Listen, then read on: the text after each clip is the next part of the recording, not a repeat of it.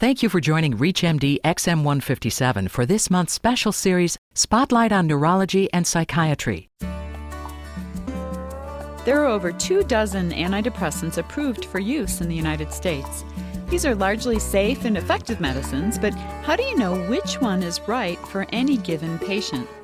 Welcome to the Clinicians Roundtable. I'm Dr. Leslie Lundt, author of You Can Think Like a Psychiatrist, your host.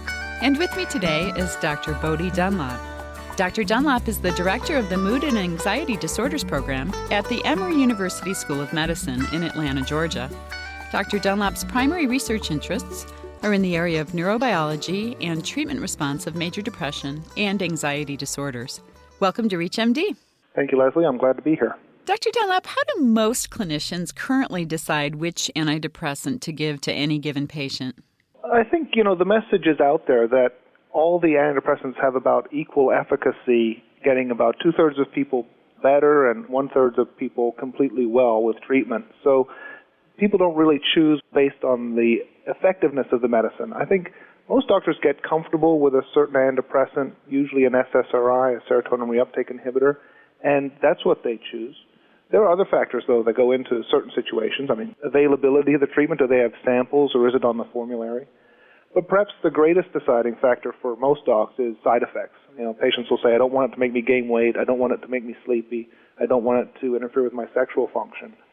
Those factors commonly drive what people use to choose, although I think there are others that they could use that might also be useful for individual patients. I agree. My experience is the same, that unfortunately the sample supply seems to be a large determinant. And then there's also something I call kind of the rule of fives, and that it seems like so much of what we do in clinical practice is based on our first 5 patients on any given treatment. And if it went well, we decide we like it. And if it didn't go so well, we may not use it again, even though, of course, statistically that doesn't make a whole lot of sense. No, well, but it makes sense how the brain learns things. Those first experiences are the most powerful for learning, and I think that's very common. I think you're right. Yeah. But I think in choosing an antidepressant, there are other factors that primary care doctors could consider, and psychiatrists do routinely consider. And perhaps most importantly would be, is there a comorbid or a also present anxiety disorder? In choosing an antidepressant for a patient, if they also have, in addition to their depression, they also have anxiety, you really need an agent that's going to be acting on serotonin systems, so an SSRI or an SNRI. As Wellbutrin and mirtazapine really don't show the same kinds of benefits in anxiety disorders. So screening for anxiety is an important part of getting people better with the first treatment. And certainly so many of our patients have a mixture of anxiety and depression symptoms. Right, exactly, and I think that's why SSRIs are typically chosen as first line. But when patients don't really have much anxiety, Wellbutrin, bupropion is an appropriate choice, or mirtazapine. I think another factor that can be involved in choosing an antidepressant is the family history. If this is the first time a patient's coming into treatment, you can ask them, has anybody else been treated? What did your sister get better with? Because that's probably the best proxy we have for predicting response at this point, because at least there's a shared genetics there. Now, how about another thing that some of us use is just how sedating or activating a medicine is, and try to match that with their sleep or their fatigue complaints? Yeah, I think that's commonly done. I don't often do that because the idea is that if the whole syndrome improves, if the depressive syndrome is improving with the treatment, ultimately those things will turn around. But because the efficacy is the same across all of them, and as long as it's not going to induce a side effect that's going to be problematic, you can match sedating aspects or activating aspects to the patient's complaint. I'm not sure it adds a great deal, but it's certainly not going to harm the patient. Anything else that you think people should think about when choosing an antidepressant? Well, I think the only other thing is to remember that there's therapy too. That talk therapy, especially cognitive behavioral therapy, which specifically focuses on addressing the way depressed people think and how that thinking affects their feeling states, is very useful for depression. And it can be done as well as medication or separately from medication. So always remember that if you have a good therapist in the community, referring to them is a reasonable option as well. Now, you're involved in an innovative new study to help predict which patients will respond to a given treatment for depression. Tell us about your work. Yeah, this is the most exciting project I've ever been involved with. This is an NIH Center grant, and it's designed to address this exact problem of how do we do a better job of matching a specific treatment to an individual patient. If we take 100 patients and we give them a medication, I said 60 of them will respond, but we don't match up very well who's going to respond and who's not. We can't predict that ahead of time. So the NIH has given us a large grant to study 400 patients who have never been treated before and randomly assign them to one of 3 treatments to see if we can identify biological and psychological factors that correlate or predict who's going to get better with each treatment. Now, what 3 treatment options do they give you? So it's really nice because there's no placebo and there's no experimental medicine. They get either escitalopram, which is Lexapro, duloxetine, which is Cymbalta, and that's a serotonin norepinephrine reuptake inhibitor, as opposed to escitalopram, which is a purely serotonergic drug. Or they could get CBT, or that cognitive behavioral therapy. And they get each of those treatments for 12 weeks, and it's a random assignment. So there's one of 3 treatment arms that they could be assigned to. Oh, wow. So actual things that we really use in practice. Yes, I mean, exactly. This isn't like an experimental study. This is trying to find factors that predict what gets better. It's not a competing thing of which is a better treatment. It's what's the best treatment for this individual with the biological characteristics that we measure. Now, if you're just joining our discussion, you're listening to ReachMD, XM 157, the channel for medical professionals. I'm Dr. Leslie Lundt, your host, and with me today is Dr. Boadie Dunlop. We are discussing predicting antidepressant response. So, Boadie, what measurements are you looking at? What's kind of the baseline parameter that you're interested in, or I'm sure there's probably more than one? There's actually 4 things that we are measuring in people. The first is their brain scan using very high-powered MRI scanning techniques. We look at their blood flow in their brain when they're at rest. We also measure their genetic pattern, and we do an extensive personality assessment. And the 4th thing we do is an assessment of their HPA axis functioning. It's the hypothalamic pituitary adrenal axis, and looking at their changes in cortisol after receiving dexamethasone, and a challenge of that system using corticotropin-releasing factor that's injected, the hormone that essentially turns on the HPA axis. And the reason we do that last one is that it really does seem to be a very strong emerging predictor of who can get better and who doesn't get better with antidepressant treatment. So between those 4 measures, genetics, brain imaging, personality, and HPA axis assessment, we hope to develop a nice little package that we could use to better match patients to treatment. What kind of information? I'm curious about the blood flow and the MRI. How might that change?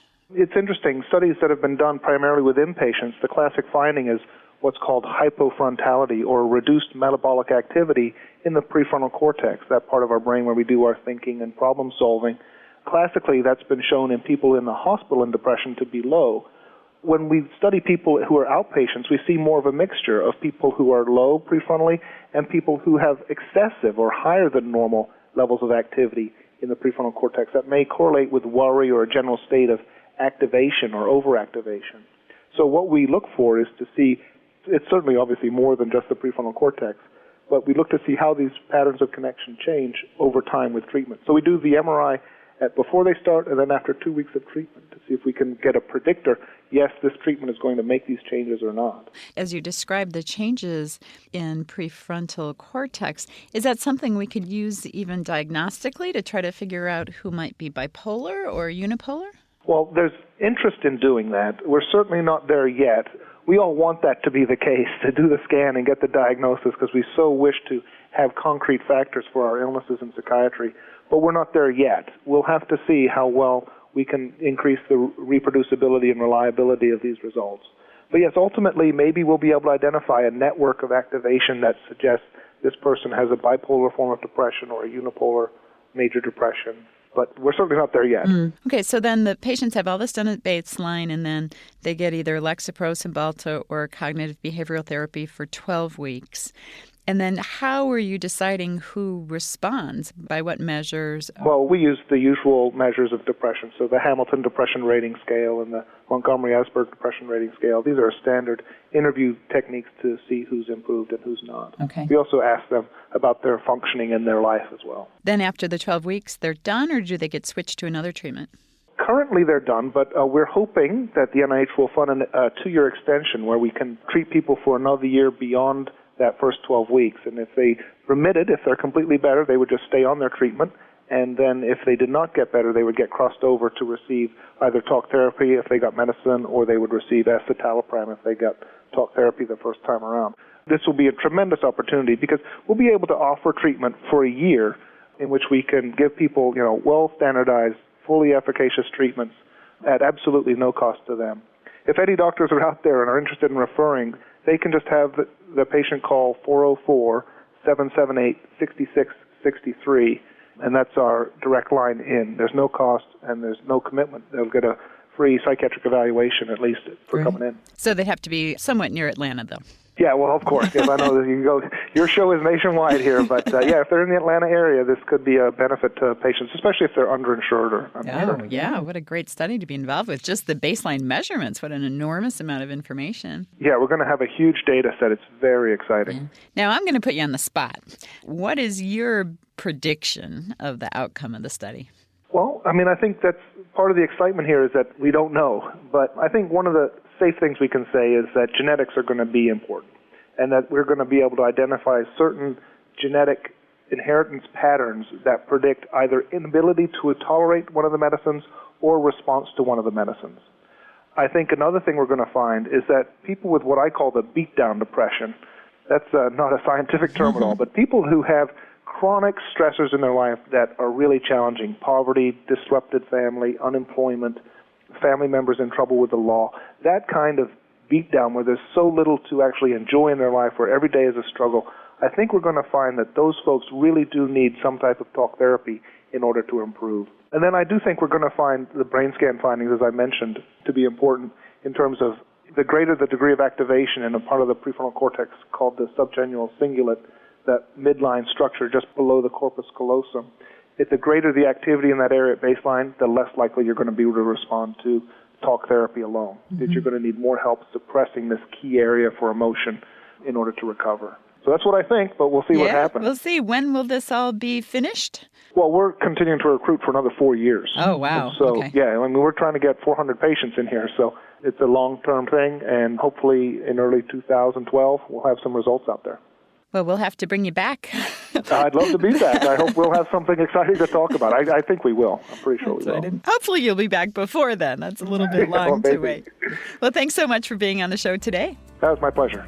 We've been discussing the latest research predicting antidepressant response with our guest, Dr. Boadie Dunlop from Emory's School of Medicine.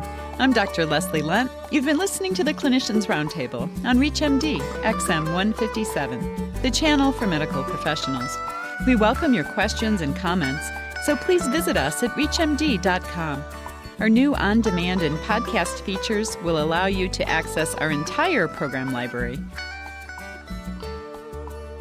Thank you for listening to this month's special series, Spotlight on Neurology and Psychiatry, on ReachMD XM 157, the channel for medical professionals.